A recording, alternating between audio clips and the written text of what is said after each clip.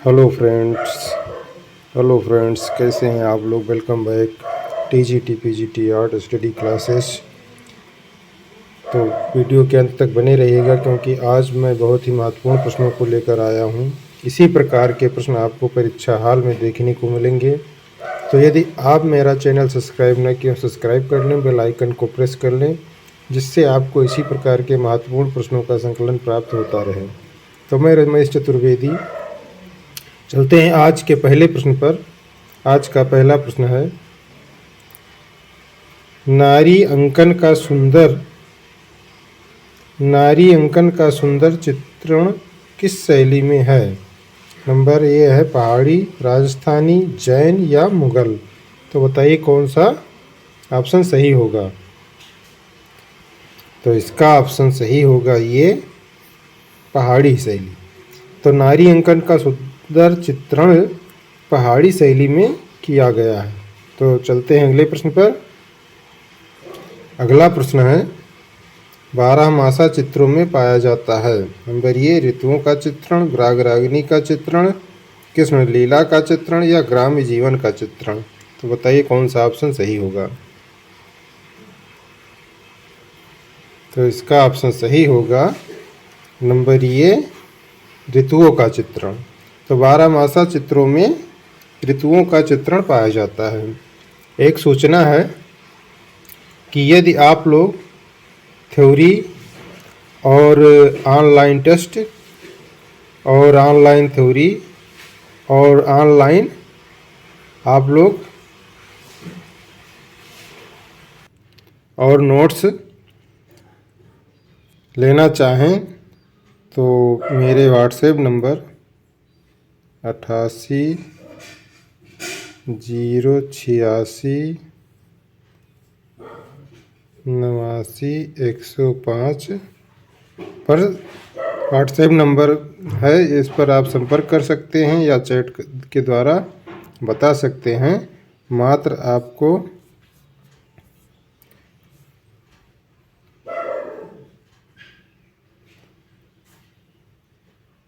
आपको 399 रुपये में प्रतिमाह, मात्र आपको 399 रुपये प्रतिमाह में ये सारी सुविधा उपलब्ध कराएगी, जिसमें आपको ऑनलाइन टेस्ट रहेगा और आपको नोट्स मिलेगा ऑनलाइन और थ्योरी भी बताई जाएगी। तो सूचना समाप्त हुई। चलते हैं अगले प्रश्न पर। अगला प्रश्न है, भारतीय चित्रकला के पुनर्जागरण का श्रेय किसे जाता है। नंबर ये है क्षेत्रीय मुगल शैली, कंपनी शैली, यूरोपियन शैली या बंगाल शैली। तो बताइए कौन सा ऑप्शन सही होगा। तो इसका ऑप्शन सही होगा डी बंगाल शैली। तो भारतीय चित्रकला के पुनर्जागरण का श्रेय बंगाल शैली को जाता है। चलते हैं अगले प्रश्न पर। अगला प्रश्न है, बंगाल शैली के जनक कौन थे। ये है रविंद्रनाथ टैगोर, अवनींद्रनाथ टैगोर, गगनेंद्रनाथ टैगोर या नंदलाल बोस। तो बताइए कौन सा ऑप्शन सही होगा। तो इसका ऑप्शन सही होगा बी अवनींद्रनाथ टैगोर। तो बंगाल शैली के जनक कौन थे, अवनींद्रनाथ टैगोर। चलते हैं अगले प्रश्न पर। अगला प्रश्न है, अवनींद्रनाथ टैगोर ने किस माध्यम में अपने चित्र बनाए हैं। नंबर यह है टेम्परा, तैल रंग, जल रंग या गुआस। बताइए कौन सा ऑप्शन सही होगा। तो इसका ऑप्शन सही होगा सी जल रंग। तो अवनींद्रनाथ टैगोर ने जल रंग माध्यम में अपने चित्र बनाए हैं। तो चलते हैं अगले प्रश्न पर। अगला प्रश्न है, कौन बंगाल शैली का चित्रकार नहीं है। नंबर ये है सुधीर खास्तगीर, शारदा वकील, मुकुल दे या ईश्वरी प्रसाद। तो बताइए कौन सा ऑप्शन सही होगा। तो इसका ऑप्शन सही होगा नंबर डी ईश्वरी प्रसाद। तो ईश्वरी प्रसाद बंगाल शैली के चित्रकार नहीं थे, बाकी सुधीर खस्तागीर, शारदा वकील, मुकुल डे ये तीनों थे। चलते हैं अगले प्रश्न पर। अगला प्रश्न है, अकबर का प्रसिद्ध दरबारी चित्रकार कौन था। नंबर ये है बेहजाद, अब्दुल हसन, गोवर्धन या मनोहर। तो बताइए कौन सा ऑप्शन सही होगा। तो इसका ऑप्शन सही होगा नंबर ए बेहिजाद। तो अकबर का प्रसिद्ध दरबारी चित्रकार बेहिजाद था। चलते हैं अगले प्रश्न पर। अगला प्रश्न है, मुगल चित्रकला दो शैलियों के मिश्रण से बनी है।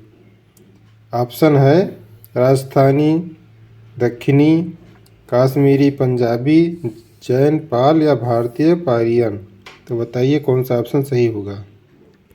तो इसका ऑप्शन सही होगा नंबर डी भारतीय पारियन। तो मुगल चित्रकला दो शैलियों के मिश्रण से बना है, वो शैली है भारतीय पारियन। चलते हैं अगले प्रश्न पर। अगला प्रश्न है, दास्तान अमीर हमजा नामक मुगल पोथी किसके समय बनी थी। नंबर ये है बाबर, हुमायूं, अकबर या जहांगीर। तो बताइए कौन सा ऑप्शन सही होगा। तो इसका ऑप्शन सही होगा नंबर सी अकबर। तो दास्तान अमीर हमजा नामक मुगल पोथी अकबर के समय बनी थी। चलते हैं अगले प्रश्न पर। अगला प्रश्न है, बसावन किस मुगल बादशाह का दरबारी चित्रकार था। नंबर ये है हुमायूं, अकबर, जहांगीर या शाहजहां। तो बताइए कौन सा ऑप्शन सही होगा। तो इसका ऑप्शन सही होगा बी अकबर। तो बसावन जो है वो अकबर मुगल बादशाह का दरबारी चित्रकार था। चलते हैं अगले प्रश्न पर। अगला प्रश्न है, कांगड़ा चित्रकला पर किस शैली का प्रभाव पड़ा। नंबर यह है राजस्थानी, मुगल, जैन या कश्मीरी। तो बताइए कौन सा ऑप्शन सही होगा। तो इसका ऑप्शन सही होगा बी मुगल। तो कांगड़ा चित्रकला पर मुगल शैली का प्रभाव पड़ा है। चलते हैं अगले प्रश्न पर। अगला प्रश्न है, कांगड़ा शैली के चित्रों का विषय है। नंबर यह है रागमाला, कृष्ण लीला, नायक नायिका या उक्त सभी। तो बताइए कौन सा ऑप्शन सही होगा। तो इसका ऑप्शन सही होगा नंबर डी उक्त सभी। तो कांगड़ा शैली के चित्रों का विषय ये सभी थे, रागमाला, कृष्णलीला, नायक नायिका ये सभी थे। चलते हैं अगले प्रश्न पर। अगला प्रश्न है, कौन सा पहाड़ी शैली के चित्रों का केंद्र नहीं है। नंबर ये है बसोहली, गुलेर, मेवाड़ या कांगड़ा। तो बताइए कौन सा ऑप्शन सही होगा। तो इसका ऑप्शन सही होगा सी मेवाड़। तो मेवाड़ पहाड़ी शैली के चित्रों का केंद्र नहीं था, जबकि बसोहली, गुलेर और कांगड़ा ये थे। चलते हैं अगले प्रश्न पर। अगला प्रश्न है, नव बंगाल शैली किसकी देन थी। नंबर ये है छतीन्द्रनाथ मजूमदार, असित हालदार, नंदलाल बसु या जामनी राय। तो बताइए कौन सा ऑप्शन सही होगा। तो इसका ऑप्शन सही होगा नंबर सी नंदलाल बसु। तो नव बंगाल शैली नंदलाल बसु की देन थी। चलते हैं अगले प्रश्न पर। अगला प्रश्न है, नंदलाल बसु का नाम किस संस्था से जुड़ा है। नंबर ये है सरकारी art college Calcutta, J school of art Mumbai और बनस्थली विद्यापीठ शांति निकेतन। तो बताइए कौन सा ऑप्शन सही होगा। तो इसका ऑप्शन सही होगा नंबर डी शांति निकेतन। तो नंदलाल बसु का नाम शांति निकेतन संस्था से जुड़ा है। तो चलते हैं अगले प्रश्न पर। अगला प्रश्न है, हरिपुरा कांग्रेस अधिवेशन के पंडाल को किसने सजाया था। नंबर ये जामनी राय, नंदलाल बसु, रामकिंकर बैज या ईश्वरी प्रसाद। तो बताइए कौन सा ऑप्शन सही होगा। तो इसका ऑप्शन सही होगा नंबर बी नंदलाल बसु। तो हरिपुरा कांग्रेस अधिवेशन के पंडाल को नंदलाल बसु ने सजाया था। तो चलते हैं अगले प्रश्न पर। अगला प्रश्न है, छतीन्द्रनाथ मजूमदार किस विश्वविद्यालय में शिक्षक थे। नंबर यह है बनारस हिंदू विश्वविद्यालय, लखनऊ विश्वविद्यालय, इलाहाबाद विश्वविद्यालय या विश्व भारती विश्वविद्यालय। तो बताइए कौन सा ऑप्शन सही होगा। इसका ऑप्शन सही होगा नंबर सी इलाहाबाद विश्वविद्यालय।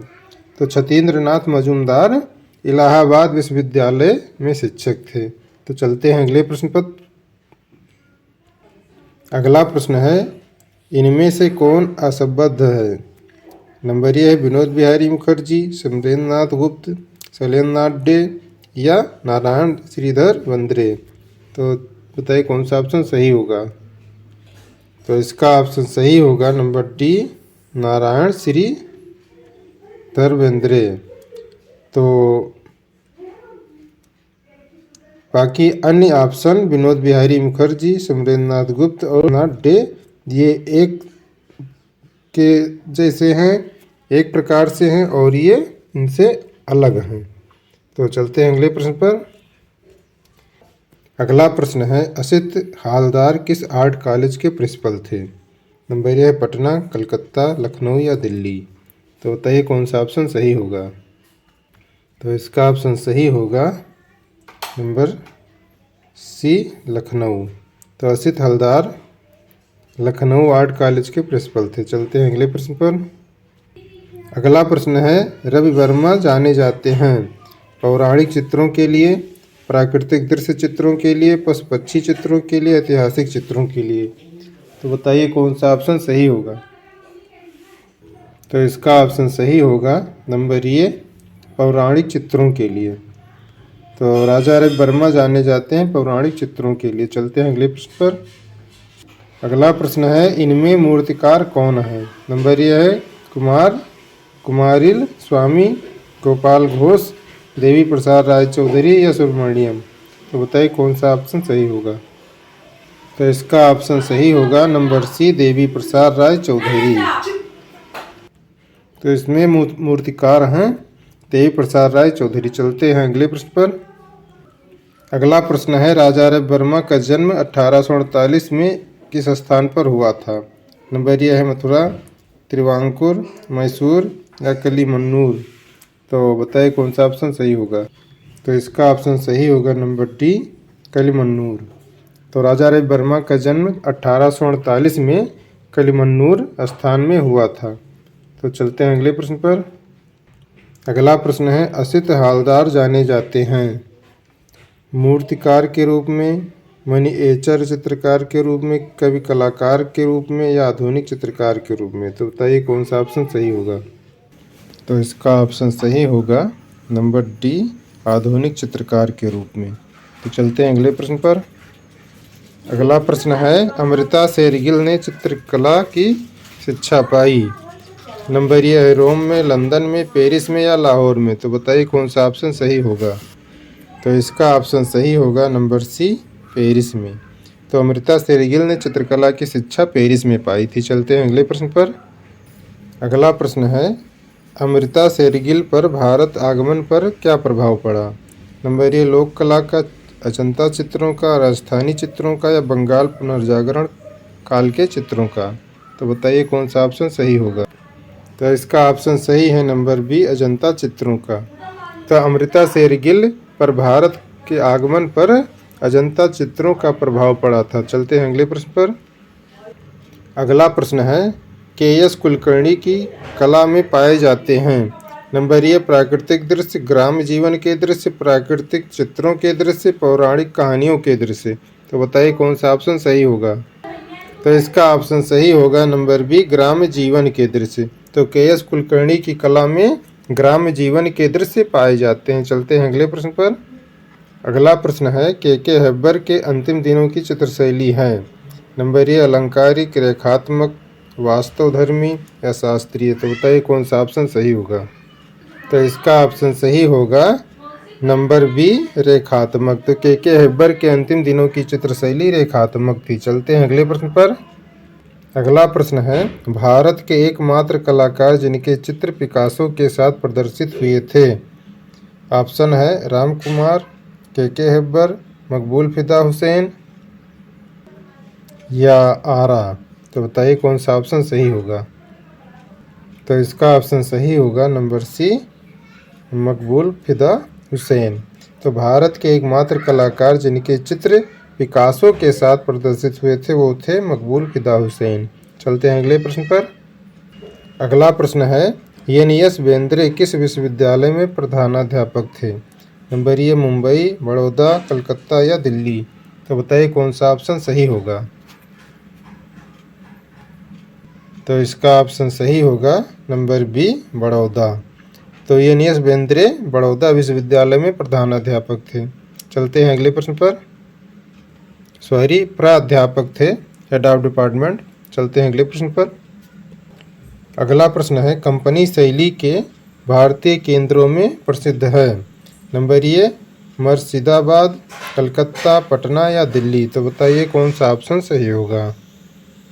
तो इसका ऑप्शन सही होगा नंबर सी, पटना। तो कंपनी शैली के भारतीय केंद्रों में प्रसिद्ध है पटना।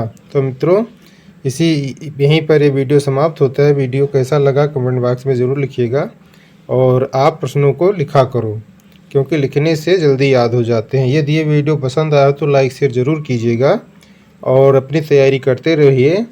और मिलते हैं अगले वीडियो में। बहुत बहुत धन्यवाद।